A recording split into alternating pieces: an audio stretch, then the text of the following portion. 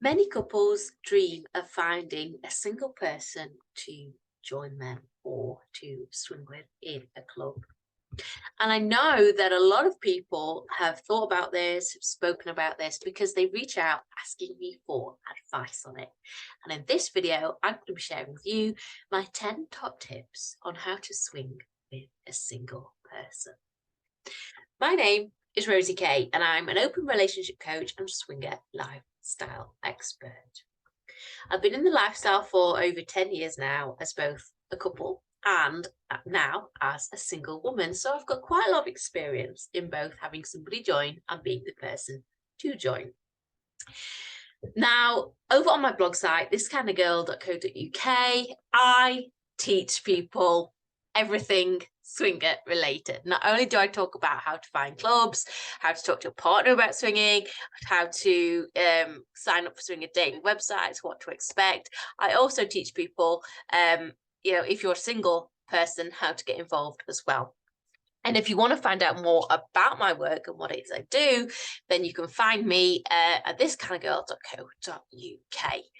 And the topic for today, as I said, I'm going to be talking about is how to swing with a single person.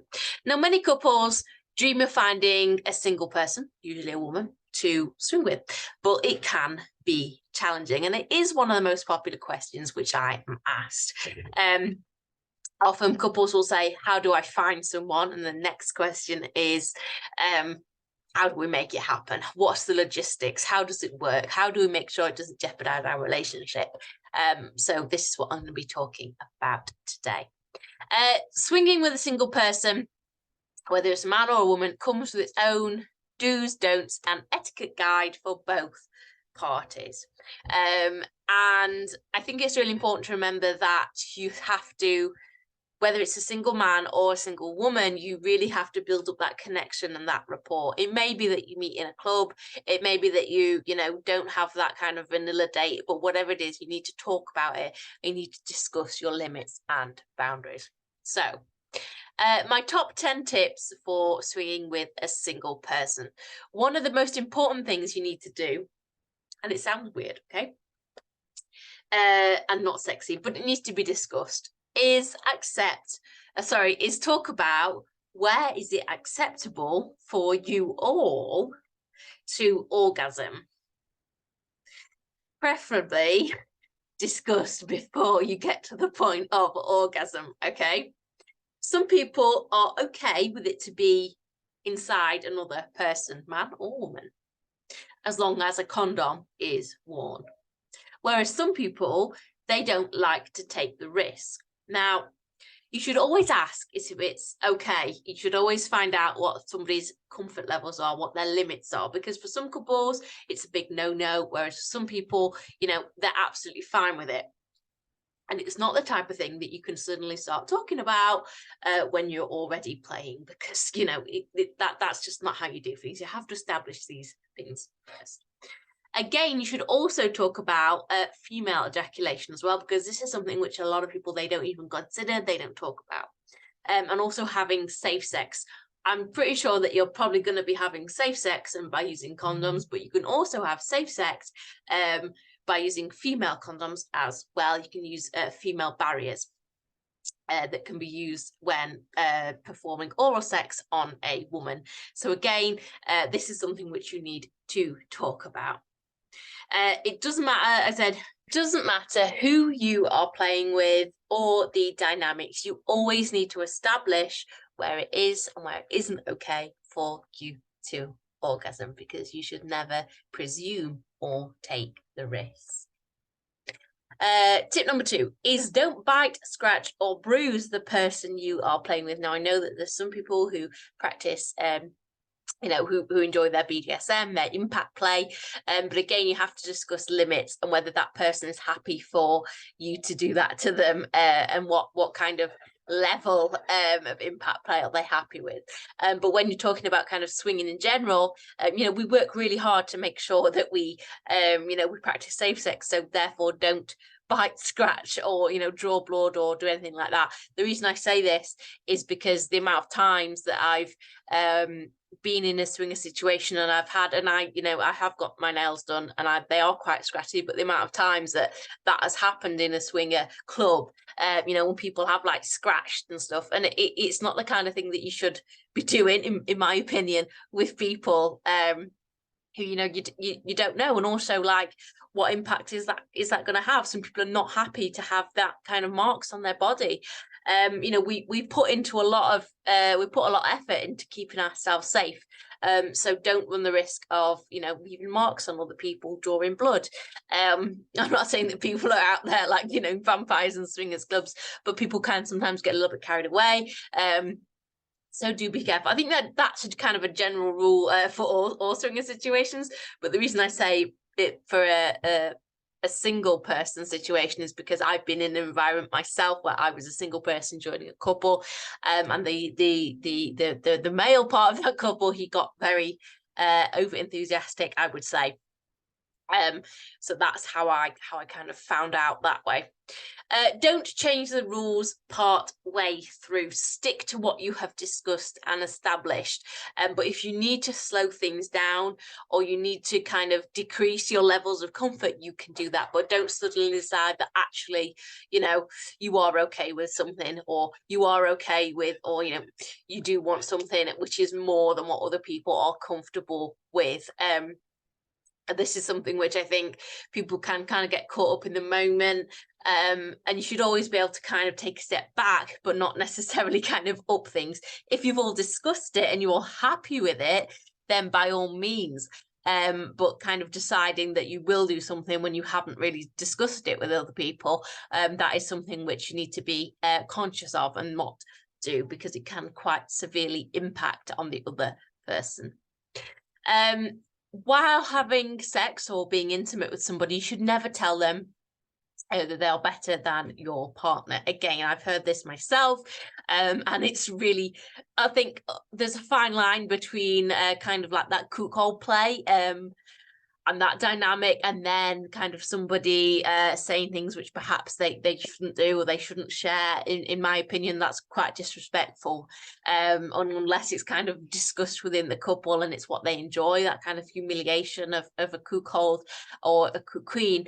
I wouldn't do that. I don't think it's right at all. For me, it's an absolute no-no. But even in a cuckold dynamic or a cook queen, it's still within the, strictly between the dynamics of the couple, and it's still highly personal to them. So, if they want to do it, that's fine, but they discuss it and they discuss the limits before it and what is said and how it's said. Oh, hello. The cat's decided to join. So Wayne, but just don't say that in front of your partner. It's not a very nice thing to do. If you do decide to use sex toys with a single person, be sure to use them with protection, and wash and sanitize them afterwards. And another thing I found, this is, I think, me personally, I don't like to be kind of bombarded with texts and calls the next day, but that's me personally. But also I think there's a fine line between kind of being conscientious of that other person and showing that level of interest in them, and also that safety element as well. Again, as a single person meeting up with couples, it's kind of nice to know that they are looking out for me a little bit, but I'm not the sort of person who needs that particularly, because I'm, a very independent woman, as I'm sure you've all guessed.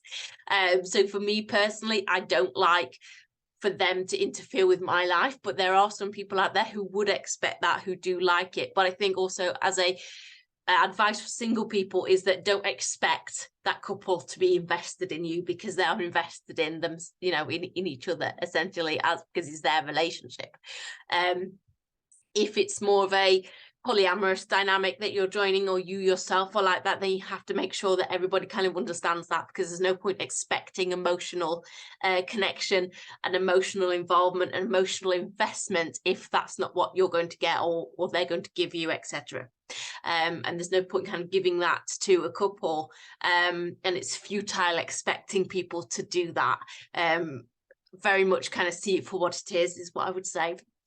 I'm not saying that you can't have a great time and you can't be friends with people, but speaking from experience, I always find it easy to like remove myself from that situation reasonably soon afterwards. I know that sounds quite cold, but that's one way that I kind of start reconnecting with myself afterwards.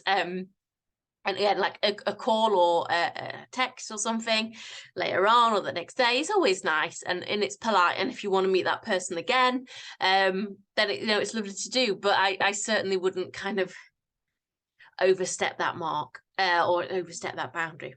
Another one is never take pictures of somebody without their consent. Again, speaking from experience, I have had this in a situation where somebody has I've joined a couple and they've taken pictures, and because my hands were bound, essentially, I couldn't really do much about it. It wasn't really something we agreed to, and they did delete the pictures afterwards. But again, it's definitely something which I'm very conscious of now.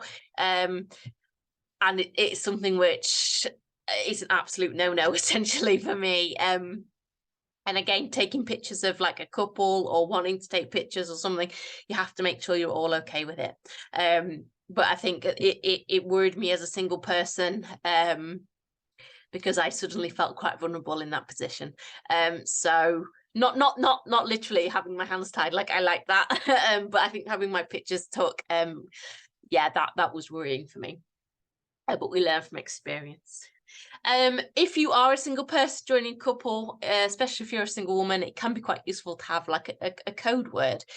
This is usually associated with BDSM, but it can be quite useful in the heat of the moment if you want to back out or something, if you need to kind of take time out, if you're not comfortable. Saying that code word can be very useful. The reason I say this specifically for single women is because when I used to swing as part of a couple, meeting up with other couples, I always had my partner to rely on to kind of look out for me, because he was very kind of intuitive and also in tune with me and my reactions and how I was. But as a single person, you have to kind of be that little bit more in tune and switched on with what's happening. So sometimes I found having like a safe word or a code word for when you just need to like, okay, that's enough. Is quite useful. So that's something which you could implement. I hope you've enjoyed this video. I do have an article on how to swing with a single person, where I talk about meeting single people. I talk about how to go on a vanilla date, what to say, what not to say, how to build up rapport, what to expect, and how to establish rules, limits, and boundaries. I have that article on my site, ThisKindaGirl.co.uk, where you can also read about my top 10 tips as well. I hope you've enjoyed this video, and I do of course offer my coaching for single men and single women who want to get involved in the lifestyle, so you can find out more about it on ThisKindaGirl.co.uk, and I shall see you all next time.